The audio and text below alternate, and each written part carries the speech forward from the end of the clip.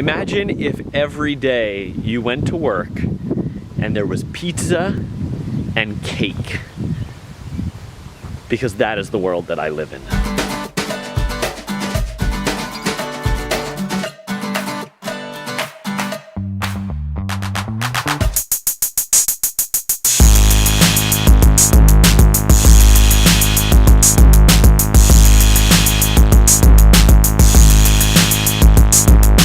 So I book over 300 events a year, which sounds like a lot, and everybody always asks me, how do you possibly get that many leads? One of the interesting things is that as a magician, when I'm performing, I'm also kind of advertising to everybody who's watching that show, whether they know it or not, and so that event can kind of snowball into more and more and more events.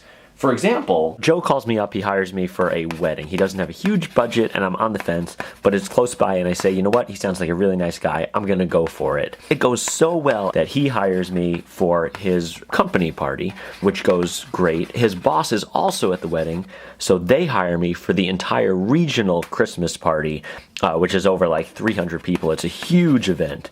From that regional party, they hire me for the following year, immediately after that event, and they say they want me to headline instead of doing strolling magic.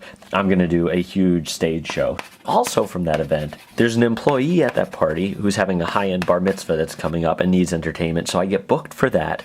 And the boss's boss's boss, like the big boss, hires me for his personal Halloween party.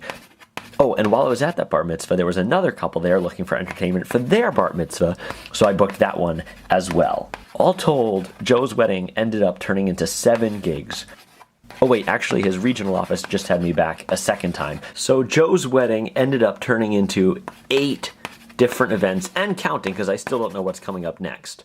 And I know you're thinking, well, that's all great, Gary, but how can you ensure that this gig is going to lead to further gigs? And the answer comes from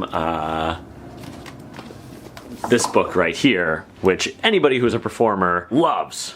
Steve Martin's Born Standing Up. In this book, Steve Martin says that in order to be successful in anything, you have to be so good that people can't ignore you.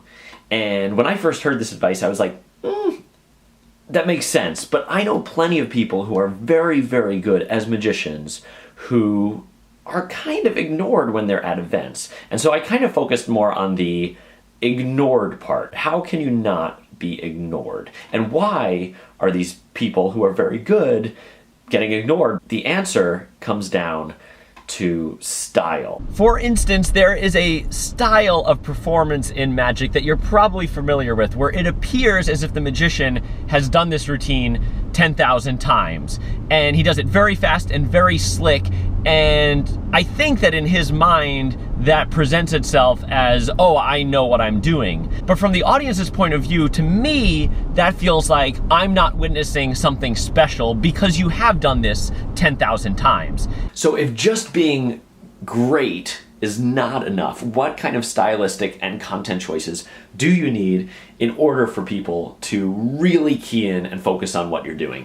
The answer, much like Steve Martin's answer, is not what people want to hear, because it's not an easy fix. What you need to do is create spontaneous, organic, impromptu moments in your show that the audience will realize is unduplicatable, completely special to that moment. No one else will see what they are seeing. And that's a really hard thing to do in your show, because it's not a trick. It needs to be something that is really spontaneous. And you do that by opening yourself up to improvisation, to bringing audience members up to you.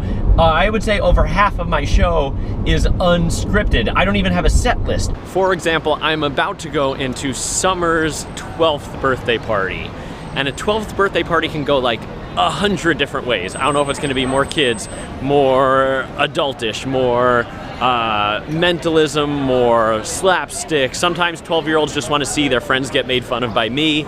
Sometimes 12-year-olds want their minds blown with some hard-hitting mentalism. They need to feel like, wow, there's no way anybody else is going to see the show that I just saw. And that is the guaranteed way to get them to pay attention to what's happening.